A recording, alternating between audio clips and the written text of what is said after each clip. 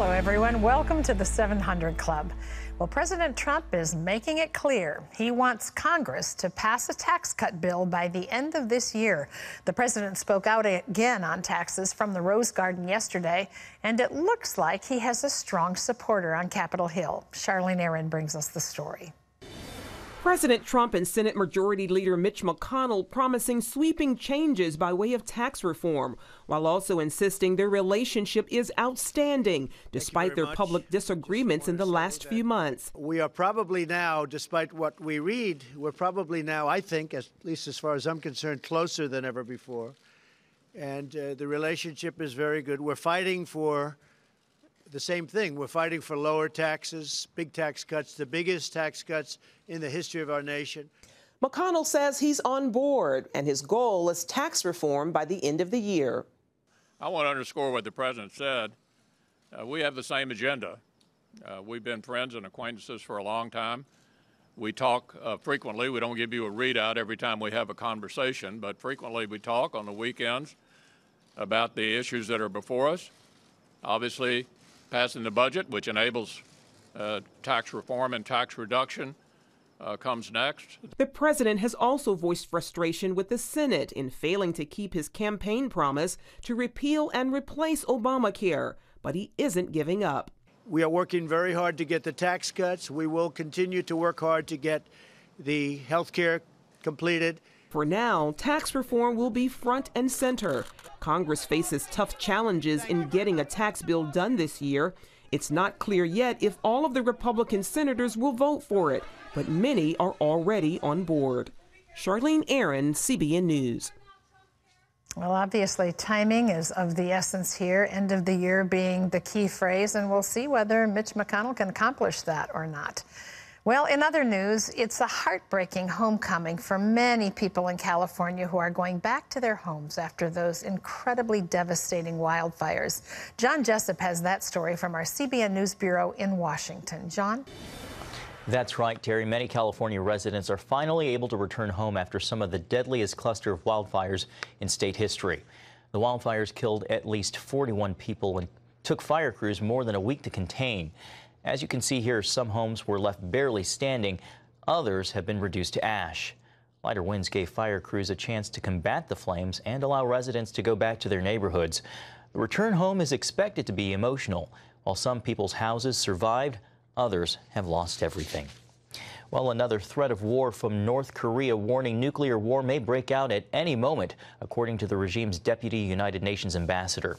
He says North Korea has been subjected to an extreme and direct nuclear threat from the United States and has the right to self-defense, adding that Pyongyang has become a full-fledged nuclear power with an atomic bomb, an H-bomb, and intercontinental ballistic missiles. Well, a surprise discovery in Jerusalem reveals an underground section of the Western Wall hidden for nearly 2,000 years. While digging, archaeologists also found another surprise, one that dates all the way back to ancient Rome. Chris Mitchell brings us that story from Jerusalem. This is known as Wilson's Arch. Archaeologists began digging under this covered area to determine its age. Where we're standing right now, we're standing underneath Wilson's Arch, underneath the indoor men's section of the Western Wall Plaza. The excavation started about 2 years ago. We drilled down these beams to support the floor because one of the main goals of the excavation was to not interrupt with the prayer activity going on. Wilson's Arch is one of the only intact visible structures remaining from the Second Temple period. It was part of a bridge that served as a passage for people to enter the Temple Mount. Although its existence wasn't a surprise, the sight of huge stones buried for 1,700 years is still a scene to behold. We knew it was here, but to see it is very exciting. This is the Western Wall. This is the exact same thing as you see upstairs and outside. The preservation here is a lot better because it's been covered for the past, no rain, no sun. The preservation here of the stones is probably the best of the stones in the Western Wall that we know of today.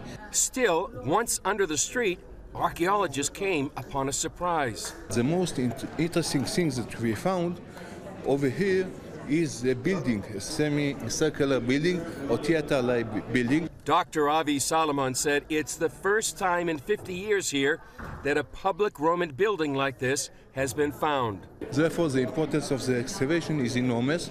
And it also confirmed historic documentation of a theater near the Temple Mount. This shows us the change of the culture of the city from a Jewish city focusing on Temple Mount. Jerusalem changed into a Roman colony that has different needs and different uses. One of them is building entertainment, leisure buildings as this theater-like structure. And there's more. Underneath where the floor originally was, we exposed a drainage channel that is built out of stone. And Lieberman adds, this could ultimately lead to an interesting destination.